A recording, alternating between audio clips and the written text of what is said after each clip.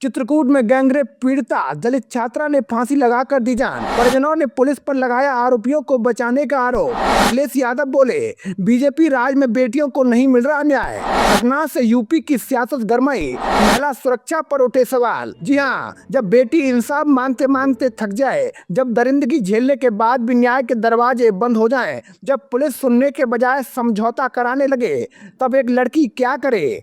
उत्तर प्रदेश के चित्रकूट से आई ये खबर सिर्फ एक घटना नहीं बल्कि पूरे सिस्टम पर सवाल है। एक दलित बेटी ने इसलिए अपनी जान दे दी क्योंकि उसे न्याय नहीं मिला और अब इस मामले ने योगी सरकार को कटघरे में खड़ा कर दिया है। नमस्कार, मैं हूं आपका अपना होस्ट मुकेश उपाध्याय। आज बात करेंगे उस दर्दनाक घटना की जिसने पूरे प्रदेश को झकझोर कर रख दिया है। उत्तर प्रदेश के चित्रकूट में 11वीं में पढ़ने वाली एक 17 साल की दलित छात्रा ने अपने ही घर में फांसी लगाकर आत्महत्या कर ली। लेकिन ये कोई सामान्य और आत्महत्या नहीं थी, ये उस टूटी हुई उम्मीद की मौत थी जो इंसाफ का इंतजार कर रही थी। ये उस भरोसे की मौत थी जो पुलिस और कानून से न्याय मांग रहा था। और ये उस बेटी की जीत थी जिसे दरिंदों ने पहले नोचा, फिर सिस्टम ने कुचल दिया। मामला इतना दर्दनाक है कि सुनकर रूह कांप जाए।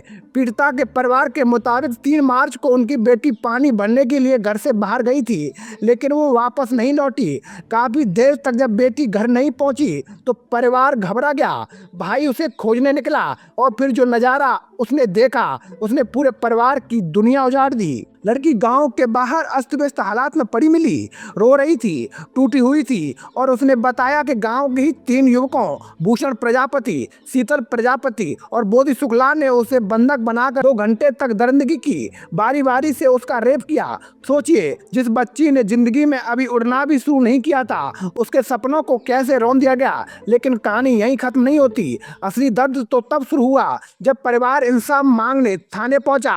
परिजनों का आरोप है कि पुलिस ने केस दर्ज करने के बजाय उन्हें समझाना शुरू कर दिया।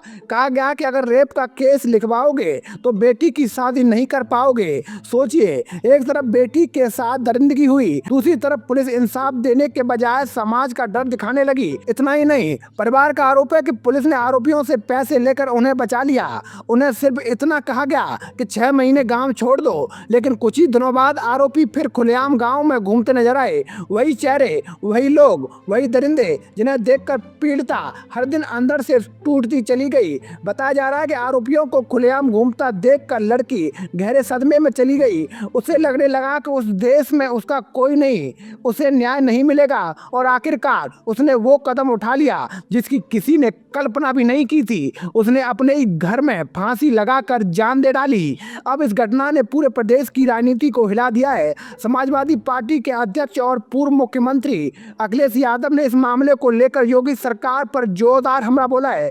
अखिलेश यादव ने सोशल मीडिया प्लेटफॉर्म एक्स पर लिखा, भाजपा शासित उत्तर प्रदेश के चित्रकूट में गैंगरेप की पीड़ित एक दलित लड़की ने इसलिए फांसी लगाकर जान दे दी क्योंकि उसे न्याय नहीं मिला। भाजपा राज में यही महिला सुरक्षा की सच्चाई है, बाकी सब ढोंग और मिथ्या प्रचार है। भाजपा जाए तो महिला का मान बच पाए। अखिलेश यादव के इस बयान के बाद राजनीतिक हलचल और तेज हो गई। विपक्ष लगातार सवाल उठा रहा है कि आखिर बेटी बचाओ बेटी पढ़ाओ का नारा देने वाली सरकार में बेटियां सुरक्षित क्यों नहीं महसूस कर रही। आखिर कानून व्यवस्था के बड़े बड़े दावों के बावजूद बेटियों को न्याय क्यों नहीं मिल रहा। और सबसे बड़ा सवाल, अगर पुलिस सच में आरोपियों को बचा रही थी तो क्या सिस्टम खुद अपराधियों का साथी बन चुका है। वहीं इस पूरे मामले पर चित्रकूट के पुलिस अधीक्षक अरुण कुमार सिंह का बयान भी सामने आया है। उन्होंने कहा कि परिजनों ने पुलिस पर कार्रवाई नहीं करने का आरोप लगाया है। अगर जांच में पुलिस की लापरवाही सामने आती है तो संबंधित अधिकारियों पर कार्रवाई की जाएगी। लेकिन सवाल यही है कि अब कार्रवाई किस काम की। क्या उस बेटी की जान वापस आ जाएगी? क्या उसके माता पिता का दर्द खत्म हो जाएगा? क्या वो सपना लौट आएगा जो एक 17 साल की बच्ची ने देखा था? नहीं, अब सिर्फ जांच, बयान और कार्रवाई की बात होगी। लेकिन एक परिवार की दुनिया उजड़ चुकी है। ये घटना सिर्फ चित्रकूट की नहीं है, ये उस पूरे सिस्टम का आईना है जहां एक गरीब दलित और पीड़ित परिवार को न्याय के लिए दर दर भटकना पड़ता है, जहां आरोपी पैसे और रसूख के दम पर बच निकलते हैं और जहां पीड़िता अंत में हार कर अपनी जिंदगी खत्म कर लेती है। अब सवाल सिर्फ सरकार से नहीं, पूरे सिस्टम से है। आखिर कब तक बेटियां इंसाफ मांगते मांगते दम तोड़ती रहेंगी?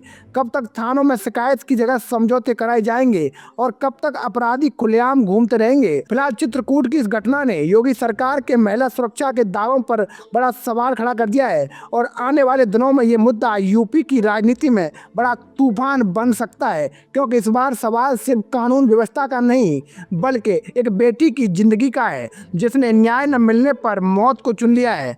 जय हिंद, जय भारत।